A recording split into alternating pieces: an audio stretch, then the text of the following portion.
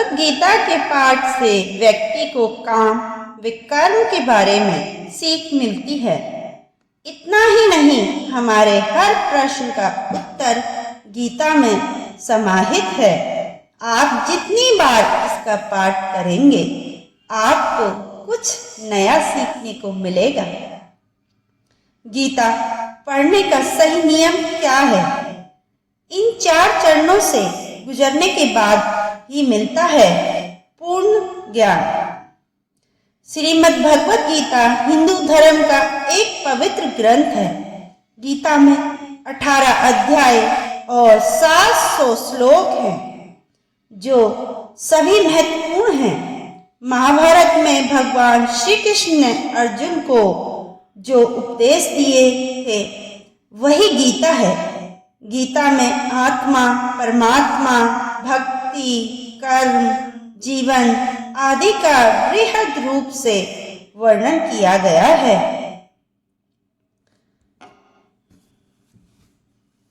गीता से हमें यह ज्ञान मिलता है कि व्यक्ति को केवल अपने काम और कर्म पर ध्यान देना चाहिए।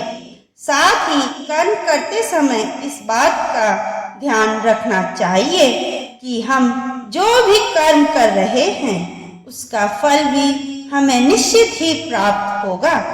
गीता हमें बताती है कि जीवन क्या है और इसे कैसे जीना चाहिए।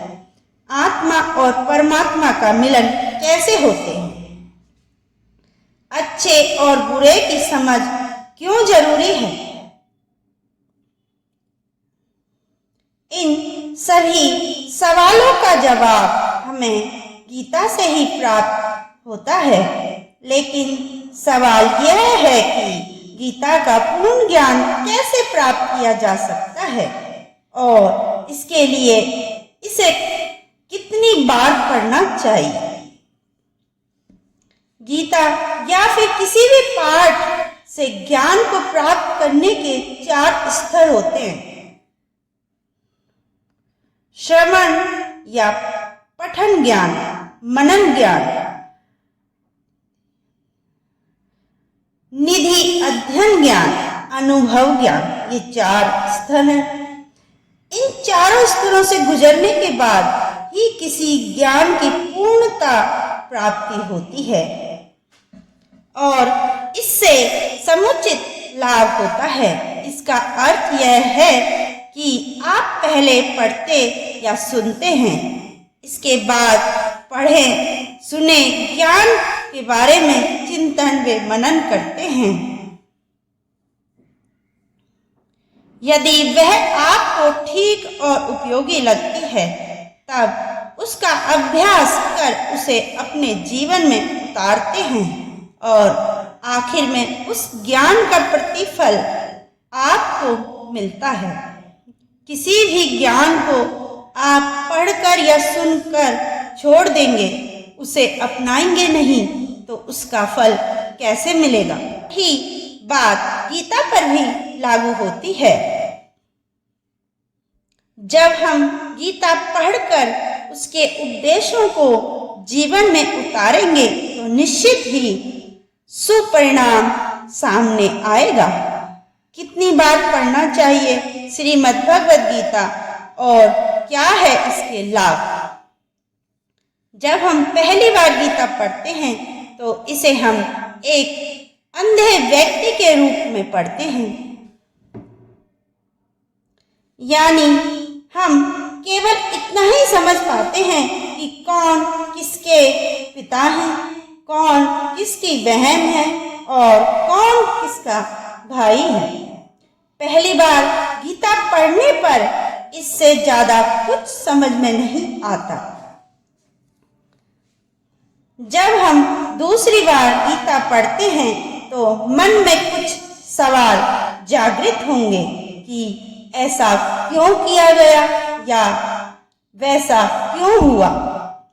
जब हम तीसरी बार गीता पढ़ेंगे, तो इसके अर्थ को समझने लगेंगे। हालांकि हर व्यक्ति को इसका अर्थ अपने तरीके से ही समझ आएगा।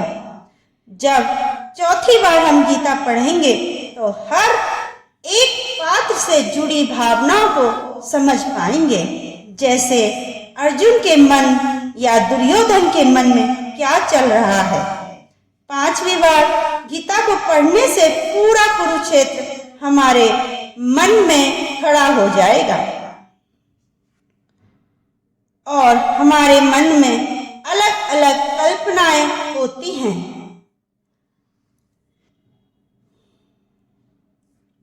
6ठी बार गीता पढ़ने से हम भगवान को अपने सामने अनुभव करने लगते हैं और हमें ऐसा लगता है कि भगवान हमारे सामने ये सब बता रहे हैं।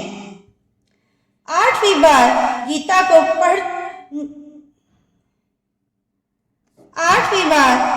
को पढ़ने से हमें यह पूर्णतः एहसास हो जाता है कि श्री कृष्ण बाहर नहीं बल्कि हमारे भीतर ही और हम उनके भीतर। श्रीमद् भगवद गीता पाठ के नियम। भगवद गीता पढ़ने के लिए सुबह का समय सबसे उत्तम माना जाता है, क्योंकि इस समय मन, मस्तिष्क और वातावरण में शांति व सकारात्मकता होती है। गीता का पाठ हमेशा स्नान के बाद और शांत चित्त मन से ही करना चाहिए। पाठ करते समय बीच बीच में इधर उधर की बातें नहीं करनी चाहिए और ना ही किसी कार्य के लिए बार बार उठना चाहिए। साफ सफाई वाले स्थान और जमीन पर आसन बिछाकर ही गीता का पाठ करना चाहिए।